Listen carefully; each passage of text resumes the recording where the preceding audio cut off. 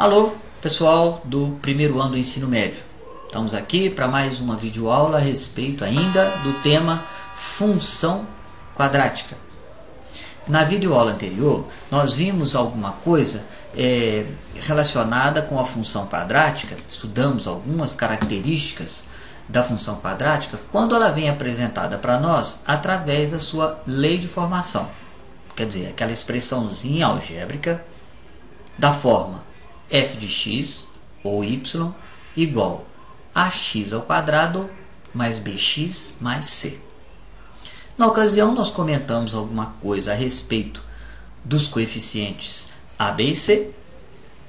Mostramos a relação desses coeficientes com o cálculo do discriminante ou delta, que lá nós vimos que o cálculo do discriminante é feito através da conta b ao quadrado menos 4ac. E vimos que existe uma relação entre o discriminante, ou seja, o delta, e a presença de raízes nessa função. Não só a presença, como também ao tipo de raízes. Quando elas existem, nós vimos lá que existem duas possibilidades. Ou elas são reais e iguais, ou elas são reais e distintas. No caso contrário, é quando ela não tem nenhuma, ou não possui nenhuma raiz real. Esta presença das raízes existe uma relação direta com o discriminante ou delta. Dando seguimento então ao estudo da função, nós vamos ver agora, você vai acompanhar comigo aqui, uma análise, mas não mais do ponto de vista da função dada pela sua lei, mas dada pela sua representação gráfica. Então, vamos ver aqui comigo. A primeira ideia que você não pode perder é que o gráfico, a representação gráfica da função quadrática é sempre uma curva. Curva essa que tem exatamente esse aspecto que está aparecendo aqui no slide, tá vendo? Olha aí os eixos cartesianos x e y e uma curva que veio aqui desenhada, que está aqui desenhada, que representa o gráfico de uma determinada função do segundo grau. Eu vou trocar aqui a cor da caneta. Uma função do segundo grau que na forma algébrica, na sua lei, seria uma lei do tipo y igual a ax ao quadrado mais bx mais c. É isso mesmo? Que é uma função quadrática. Muito bem. Uma função, portanto, desse tipo vai ter como representação gráfica uma curva como essa, que está aqui. Uma curva que recebe o nome, você já viu isso lá no nono ano, né? Uma curva que recebe o nome de parábola. Esta é a famosa parábola. Aí. Até tem gente que brinca que fala que Jesus devia conhecer muito matemática, né? Porque falava muito sobre parábolas. Brincadeira. Mas o gráfico da função quadrática, então, é uma curva que se denomina parábola. Ok? Muito bem. O que é que a gente pode extrair sobre a função quando ela vem apresentada, então, nesse aspecto da sua representação gráfica, né? Quando ela vem apresentada pela sua parábola. Então, preste bem atenção. São coisas pequenas, mas que ajudam bastante na resolução dos exercícios que tem a ver com função quadrática. A primeira coisa que a gente tem que se lembrar é que, seja qual função for, a representação gráfica sendo feita, o local onde o gráfico intercepta o eixo x, no caso dessa figura, este ponto está assinalado aqui, e este outro ponto que eu assinalei aqui agora, são as interseções, são os locais onde o gráfico da função, né, corta, cruza. Então, são as interseções do gráfico com o eixo x. E, como em qualquer outra função, estes locais mostram para nós quais são as raízes ou zeros da função. Este ponto e este também. Ó, este aqui também mostra as raízes, tanto este quanto este aqui. Então, os pontos de interseção do gráfico aí, com o eixo x fornece para nós as raízes da função. Então, isso é um ponto que não pode ser esquecido. Da mesma forma, este ponto onde a parábola cruza com o eixo do y, ele representa na lei da função, representa não, ele coincide na lei com o termo independente. É o C lá da lei. Ah lá, esse C aqui, ó, da lei. Este ponto onde a parábola intercepta o eixo y, na lei ele é o termo independente. Ou seja, se a parábola então intercepta o eixo do y, digamos no valor 3, então a lei da função quadrática vai ter o termo independente valendo 3. Então, duas informações importantes. Tá certo? Uma outra característica que o gráfico tem é a presença de dois ramos na parábola, né? Essas duas partes da parábola. Essas duas partes, elas apresentam entre si uma abertura, certo? Esta abertura que existe aqui, ó, essa abertura que existe entre os ramos da parábola, essa abertura é conhecida como concavidade da parábola. Desculpe, concavidade. Ó.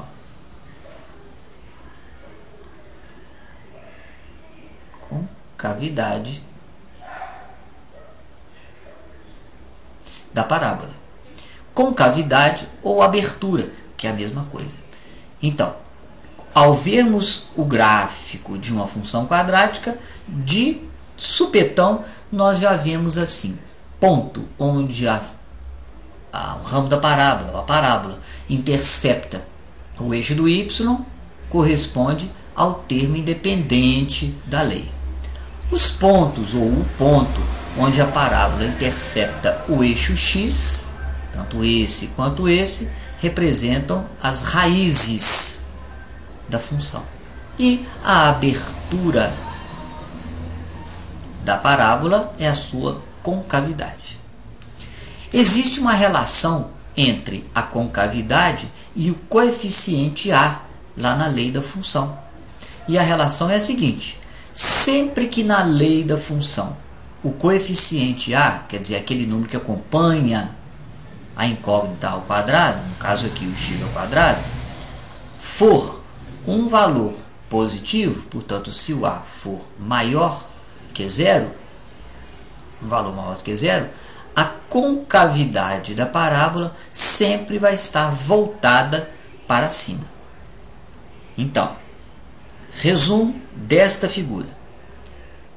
Lei da função y igual a x ao quadrado menos bx mais c. Representação gráfica, parábola. Ponto onde a parábola intercepta o eixo do y, esse valor de y aqui, portanto, coincide na lei com o termo independente c. Pontos onde a parábola intercepta o eixo do y, o eixo do x, corresponde às raízes desta função. Então, as raízes, por exemplo, se eu tivesse de determiná-las a partir da lei, fórmula de Bhaskara. A partir do gráfico, bastaria olhar os pontos onde a parábola intercepta o eixo do x. Ok? Tá certo? Muito bem. Um outro ponto que é bastante importante na parábola se trata deste ponto aqui. Esse que eu vou destacar. Vou até trocar aqui a cor da caneta para ele ficar bem destacado.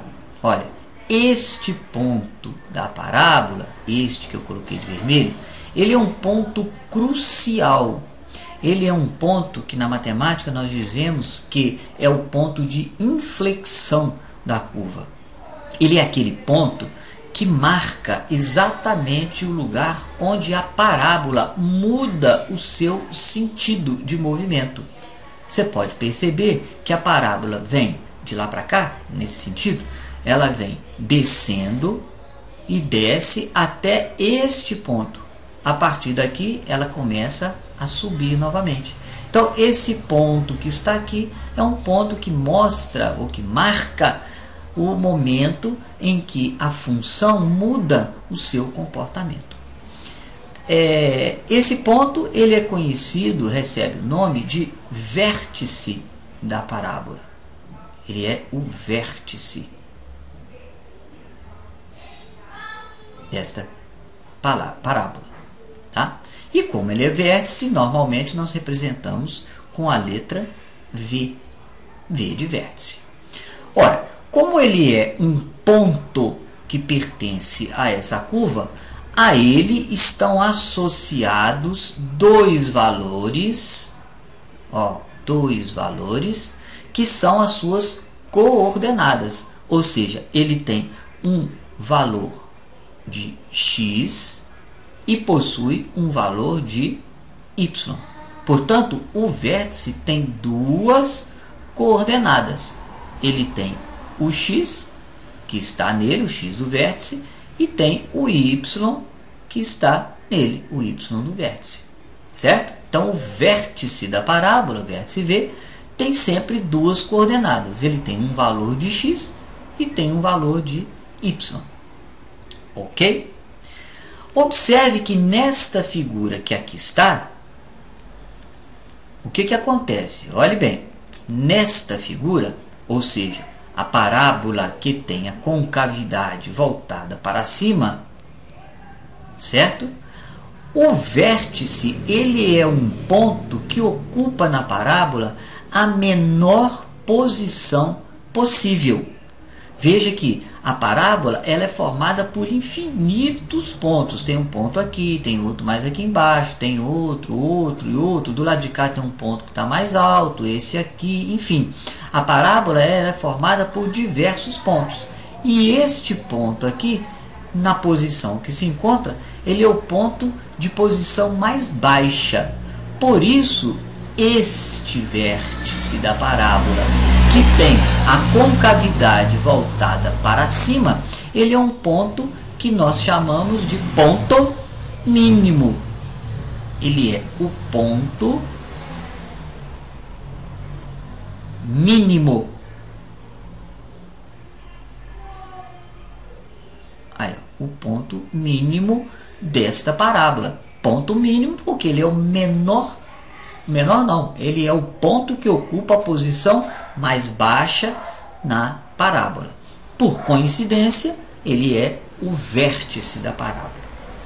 O vértice, portanto, quando a parábola tem a concavidade voltada para cima, é um ponto que fica numa posição baixa.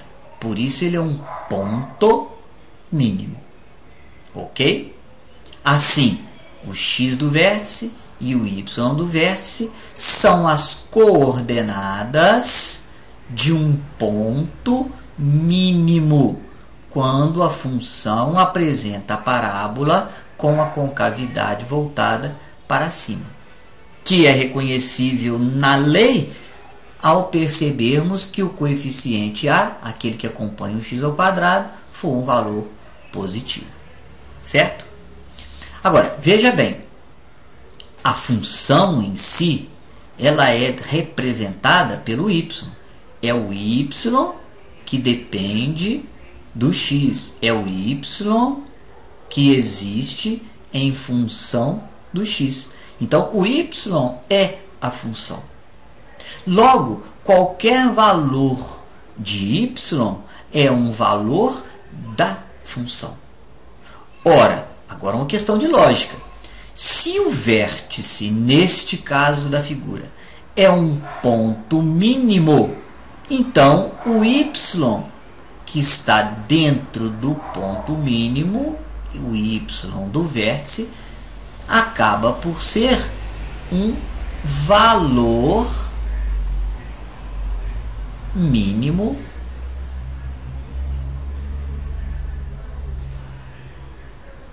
dessa função.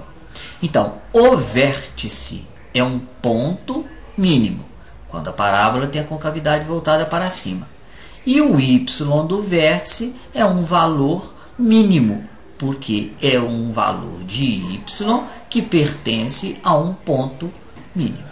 Então, se um problema de matemática envolvendo função quadrática pede o valor mínimo de uma função, ele está fazendo referência, está pedindo que a pessoa procure o y que está no vértice da parábola. Ok? Último detalhe, que é importantíssimo. O y do vértice, ele é sempre calculado a partir da lei, fazendo-se a operação menos delta sobre 4a.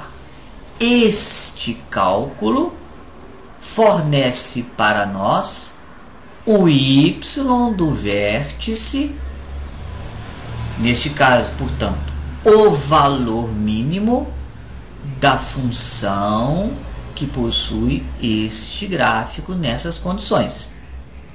Não dispondo do gráfico e, consequentemente, do ponto V, o vértice, visivelmente no gráfico, pela sua lei, eu posso calcular o y do vértice a partir do momento em que eu realizo esta conta, menos delta sobre 4a. E da mesma forma que o y do vértice tem a sua maneira de ser calculada, o x do vértice também tem. A formulinha, vamos dizer assim, para o cálculo do x do vértice em qualquer função quadrática é menos b sobre 2a. Estes dois cálculos a gente já tinha comentado lá na aula anterior. Então, recordamos aqui. Veja bem que este cálculo, então, do y do vértice, gente, é um cálculo muito importante. Porque o y do vértice, conforme for o aspecto da função do segundo grau, ele se torna o valor mínimo dessa função. Porque o y do vértice é aquele y que está no ponto mínimo, desde que a parábola tenha a concavidade voltada para cima, ou seja, na lei, o a positivo. Está claro? Para terminarmos, vamos ver uma situação inversa. Quando a parábola for aquela parábola que possui a concavidade voltada para baixo, como é essa situação que eu acabei de desenhar aqui, ou que estava desenhada aqui, o eixo do y, né, e o eixo do x. Melhorar o acabamento aqui. Quando a parábola aqui nós ainda temos uma função cuja lei, né, também é ax ao quadrado mais bx mais c. Só que neste caso ela fica assim. Olha aí.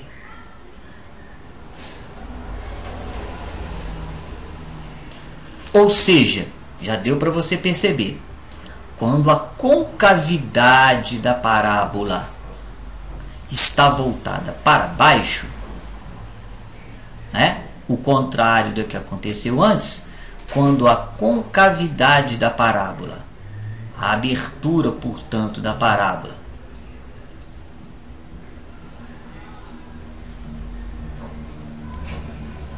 aí,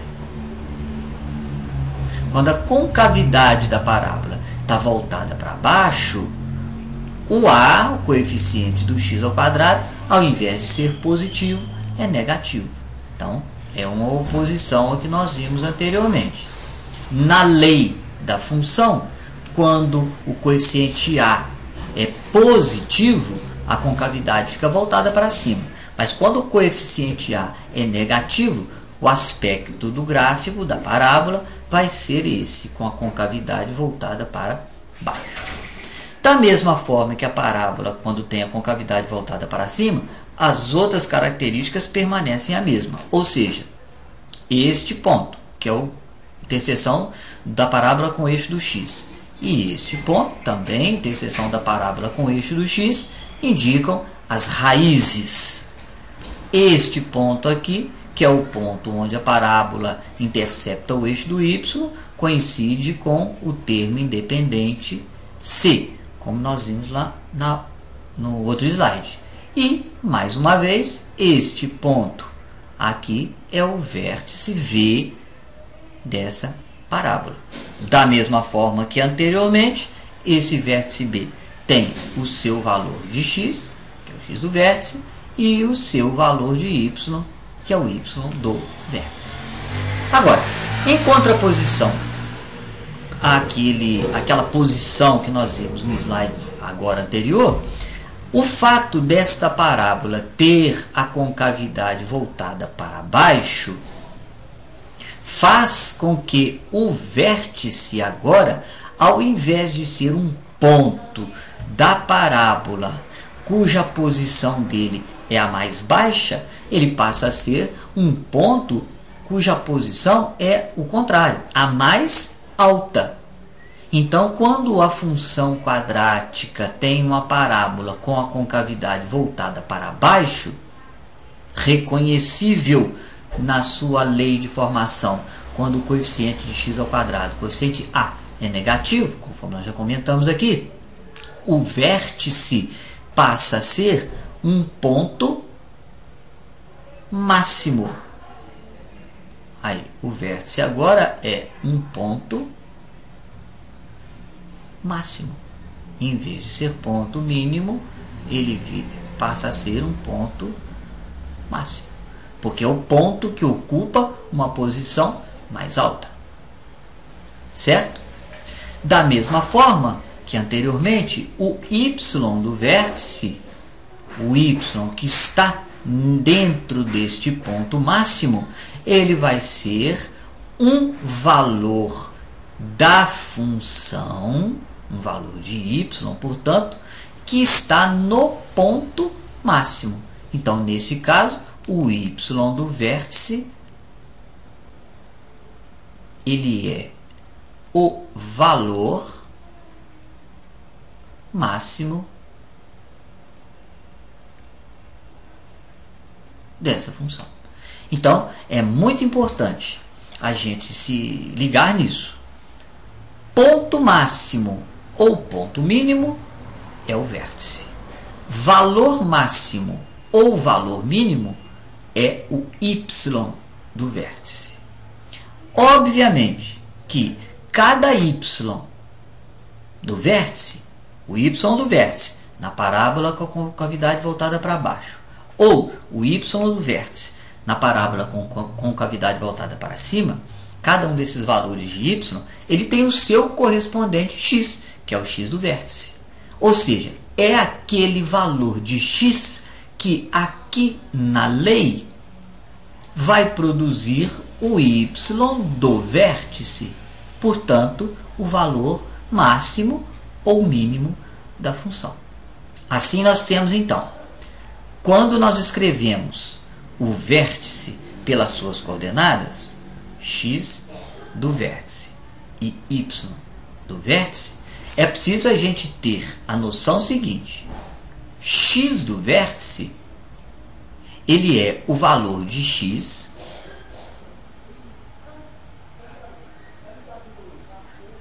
que provoca, que determina, que produz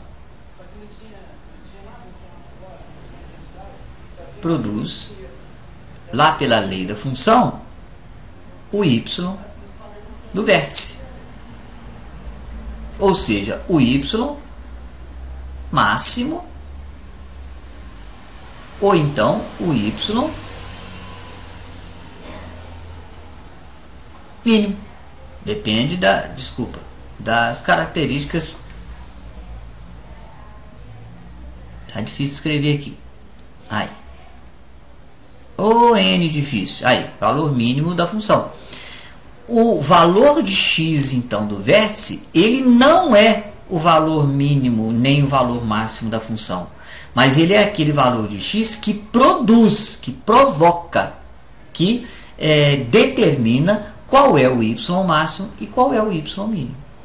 Certo? Ou seja, é aquele valor de x que, quando colocado aqui na lei, ao fazermos a conta, produzimos o y que coincide, claro, com o y do vértice. E, portanto, é o y máximo ou o y mínimo, depende da posição da parábola. Então, é muito comum nos problemas as pessoas fazerem uma confusão. E você precisa ficar atento. Uma coisa é pedir qual é o valor para o qual o y é máximo ou mínimo. Então, aí está pedindo o x do vértice, que é aquele valor para o qual o y é máximo ou mínimo. Outra coisa é ele pedir o valor máximo ou o valor mínimo. Nesse caso, ele está pedindo o y do vértice, porque é o y que representa a função. O y é que é o valor da função. O x que provoca esse y é o valor de x para o qual o y é o y do vértice. O x do vértice é o x para o qual o y correspondente é o y do vértice. Certo? Então, tá aí o resumo. Agora é você pegar e tentar fazer os seus exercícios, e depois nós vamos gravar uma aula com resolução de exercícios. Espero que vocês tenham entendido esta parte da aula, porque ainda tem uma outra parte que a gente vai estudar os sinais da função quadrática. Ok? Então, um abraço e até a próxima, se Deus quiser. Tchau, tchau.